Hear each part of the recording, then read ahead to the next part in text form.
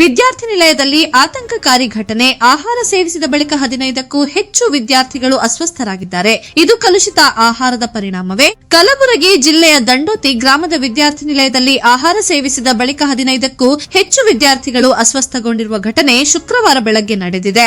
ಊಟ ಮಾಡಿದ ಕೆಲವೇ ಸಮಯದಲ್ಲಿ ಹಲವು ವಿದ್ಯಾರ್ಥಿಗಳಿಗೆ ವಾಂತಿ, ಹೊಟ್ಟೆ ನೋವು ಹಾಗೂ ಅಸ್ವಸ್ಥತೆ ಕಾಣಿಸಿಕೊಂಡಿದೆ ಎಂದು ತಿಳಿದು ಬಂದಿದೆ. ತಕ್ಷಣ ವಿದ್ಯಾರ್ಥಿಗಳನ್ನು ಸಮೀಪದ ಆಸ್ಪತ್ರೆಗೆ ದಾಖಲಿಸಿ ಚಿಕಿತ್ಸೆ ನೀಡಲಾಗಿದೆ.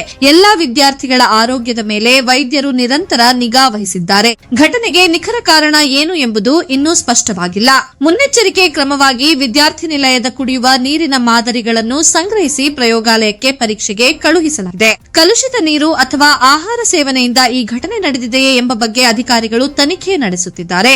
ಇದರ ಜೊತೆಗೆ ವಿದ್ಯಾರ್ಥಿ ನಿಲಯದಲ್ಲಿ ಬಡಿಸಲಾದ ಆಹಾರದ ಗುಣಮಟ್ಟ, ಅಡುಗೆ ವ್ಯವಸ್ಥೆ, ಸ್ವಚ್ಛತೆ ಹಾಗೂ ನೈರ್ಮಲ್ಯ ವ್ಯವಸ್ಥೆಯನ್ನು ಅಧಿಕಾರಿಗಳು ಪರಿಶೀಲಿಸುತ್ತಿದ್ದಾರೆ. ಸದ್ಯ ಚಿಕಿತ್ಸೆ ಪಡೆಯುತ್ತಿರುವ ವಿದ್ಯಾರ್ಥಿಗಳ ಆರೋಗ್ಯ ಸ್ಥಿತಿ ಸ್ಥಿರವಾಗಿದೆ ಎಂದು ಅಧಿಕಾರಿಗಳು ಮಾಹಿತಿ ನೀಡಿದ್ದಾರೆ. ಪ್ರಯೋಗಾಲಯದ ವರದಿ ಬಂದ ಬಳಿಕ ಅಸ್ವಸ್ಥತೆಗೆ ನಿಖರ ಕಾರಣ ತಿಳಿಯುವ ಸಾಧ್ಯತೆ ಇದೆ. ಈ ಬೆಳವಣಿಗೆಯ ಕುರಿತು ನಿಮ್ಮ ಅಭಿಪ್ರಾಯವನ್ನು ಕಾಮೆಂಟ್ ಮೂಲಕ ತಿಳಿಸಿ.